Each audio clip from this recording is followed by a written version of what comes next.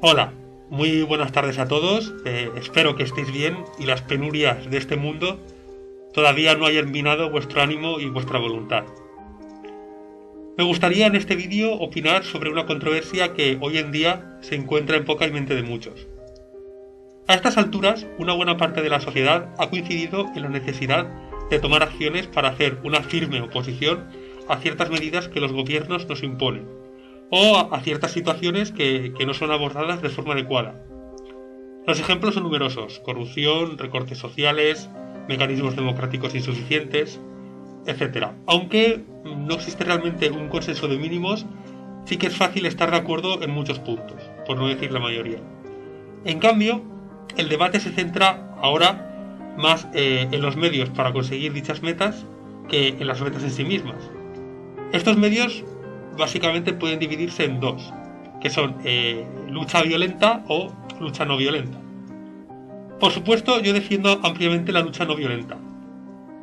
Se dice mucho de que no se ha conseguido nada con eso, pero en los últimos 100 años la acción no violenta ha alcanzado una importancia inusitada en el mundo entero. Los que la usan han acumulado logros impresionantes. Se han ganado alzas de salarios en las condiciones de trabajo, se han abolido viejas tradiciones y prácticas, se han cambiado políticas gubernamentales, se han derogado leyes, se han votado leyes nuevas y se han instituido reformas gubernamentales. Se han frustrado invasiones también y se han derrotado ejércitos. Se ha paralizado un imperio, se ha bloqueado una toma de poder y se han derribado dictaduras. Y la historia está ahí para demostrarlo.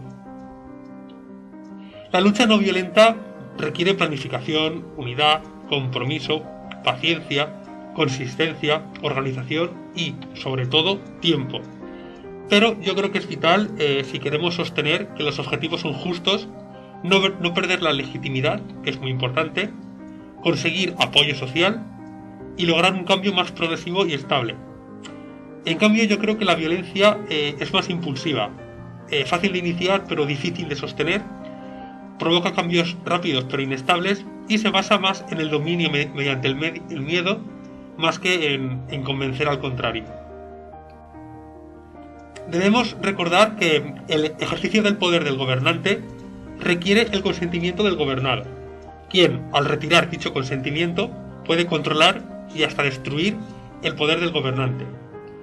Así, mediante la no violencia, se puede retirar dicho consentimiento y lograr nuestros objetivos de manera democrática, sin tener que recurrir a la violencia. Esto es así, más que nada, porque el poder político de un gobierno no es intrínseco, es decir, proviene de diversas fuentes externas a él que se lo otorgan, como por ejemplo la autoridad percibida por la sociedad, el conocimiento que posee el gobernante, las tradiciones culturales e ideológicas, los recursos materiales que controla o la capacidad para sancionar, por poner algunos ejemplos. Estas fuentes, a su vez, dependen de la obediencia y la disposición a cooperar por parte de la sociedad. Incluso la efectividad de las sanciones mediante el uso de la política dependen en parte de la respuesta de quien padece estas sanciones, y no siempre van a llevar a una sumisión. Y hay muchos ejemplos también. El poder político usa también diversos instrumentos, como organizaciones e instituciones, para hacer efectivo su poder, y sin su cooperación dicho poder tampoco es efectivo. Lo importante de todo esto es que la relación entre el poder y la obediencia no es unidireccional, sino que es bidireccional. ¿Qué motiva entonces la obediencia? Es decir, que la sociedad obedezca. Pues sobre todo el hábito, es decir, la tradición y la costumbre, el conformismo. Por eso, cuando un gobierno exige medidas fuera de esa costumbre, por ejemplo, durante una crisis económica, la obediencia se reduce. Pero también hay otros motivos, como el miedo a las sanciones, que es muy fuerte, la indiferencia política y social, el interés personal, la identificación ideológica con el gobernante, la falta de confianza suficiente para la resistencia o la obediencia moral, es decir, pensar que lo correcto es obedecer. Quiero recalcar aquí que, a pesar del poder del miedo, pienso que no es suficiente para consolidar el poder, aunque sí que es un arma efectiva, para que no nos vamos a engañar. Vemos entonces que el papel de la sociedad, nuestro papel, es fundamental para el ejercicio del poder del gobernante. La premisa básica es que cuando la gente se rehúsa a cooperar, se niega a prestar ayuda y persiste en esta desobediencia, está negando el apoyo y la cooperación que cualquier sistema requiere. Y si lo hace suficiente gente y por un tiempo suficientemente largo, el poder decrece. Pero, ¿qué métodos pensáis que existen para la lucha no violenta? Yo voy a comentar algunos que creo que son importantes, pero hay muchos más. Según el autor y la persona que ha estudiado este tipo de lucha, se han elaborado muchas clasificaciones y muchos tipos. Yo he elegido uno que es el que creo que es más representativo y más completo, pero yo os invito a investigar y a seguir leyendo al respecto, por supuesto.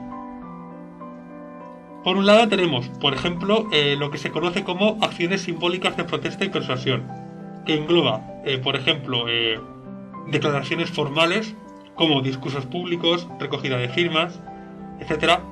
También se puede recurrir a publicaciones más amplias como la distribución de panfletos, carteles, periódicos, pintadas e incluso radio y televisión. También tenemos representaciones en grupo como concentraciones en ciertas instituciones, sentadas en lugares simbólicos, acampadas, representaciones satíricas en grupo y en público, etc. Muy cerca de eso también están los actos públicos simbólicos, como ostentación de banderas o colores, oraciones, entrega de objetos simbólicos, como sobres en el caso de Bárcenas, ¿no?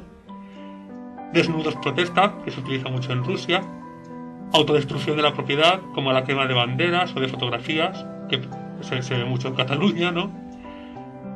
También podemos realizar presiones a individuos, como perseguir y atosigar de manera respetuosa a los funcionarios públicos o mediante repudio verbal, o buscar la influencia directa convenciéndoles de que no obedezcan, aunque, bueno, no tiene mucho éxito esto. Por supuesto, tenemos las procesiones, que incluyen marchas a un punto significativo o desfiles sin destino, peregrinajes con distintos objetivos. Y también están las asambleas públicas, lo que es lo que hemos estado viendo con el 15M. Y por último tenemos también retiros o renuncias, como salirse de una reunión, no aplaudir, u otorgar silencio, renunciar a ciertos honores. Las acciones simbólicas son útiles a nivel psicológico sobre todo, y para concienciar a la sociedad de un problema determinado. Es decir, son una manera de atraer la atención, por así decirlo. Luego están las acciones directas de no cooperación, que podrían dividirse en tres. Por un lado, el ostracismo a las personas, que incluye el boicot social, es decir, el uso de la presión social para convencer.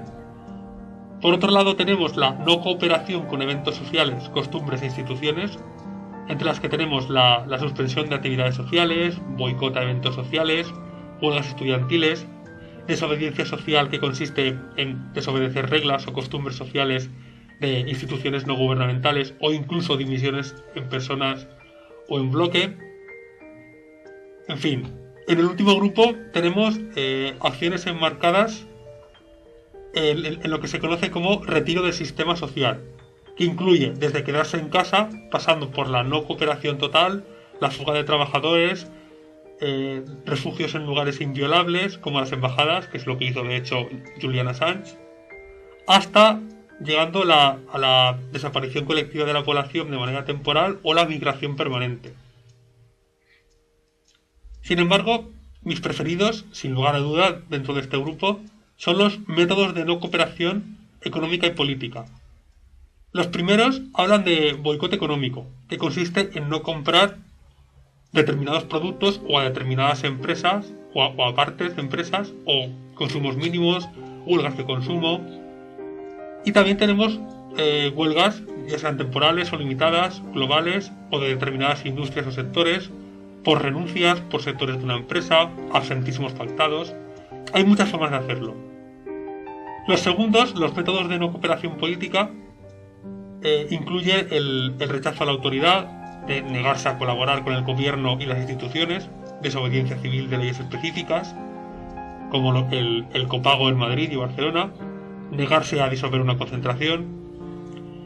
Y en el último grupo existen lo que son los métodos de intervención y movilización no violenta, entre las que encontramos las huelgas de hambre, la ocupación de espacios públicos o prohibidos, ocupación de fábricas o empresas, bloqueo de carreteras, interrumpir reuniones o actos, que se hace mucho en las universidades, por ejemplo, crear instituciones y medios alternativos a los oficiales, el ejemplo de Internet, sobrecargar instituciones, por ejemplo, haciendo excesivas denuncias, como se ha hecho con la ley SINDE, bloqueos y ataques informáticos, como hace Anonymous. Estos métodos, aunque requieren menos gente, deben estar más comprometidos y disciplinados, y no pueden prolongarse durante mucho tiempo. Funcionan mejor, creo yo, si se combinan con otros. Y, por supuesto, de salir bien, son geniales. Como se observa, por todo lo que he estado comentando, las formas de lucha no violenta son inmensas y variadas, y creo que deben usarse para reducir las fuentes de poder que he mencionado antes, averiguar qué nutre de poder aquello que consideramos injusto y elaborar una estrategia conjunta, por así decirlo, y bien planificada para desestabilizarlo y conseguir nuestros objetivos. Y, por supuesto, es necesario concienciar, ser constantes, ser abiertos, disciplinados y perder el miedo a las consecuencias, combinando siempre varios tipos de métodos que incluyan tanto no cooperación económica y política e intervención no violenta a través de una gran estrategia. La persistencia y la solidaridad entre los activistas también es necesaria, es decir, el apoyo mutuo. Mantenerse firmes y lo más unidos posibles frente a los objetivos comunes, dando motivos para seguir y resistir y no caer en la desmotivación. ¿Nunca os habéis fijado que los gobernantes tratan de deslegitimar las protestas, dividir y desanimar a los participantes y atribuirles acciones violentas? Lo hacen por una razón.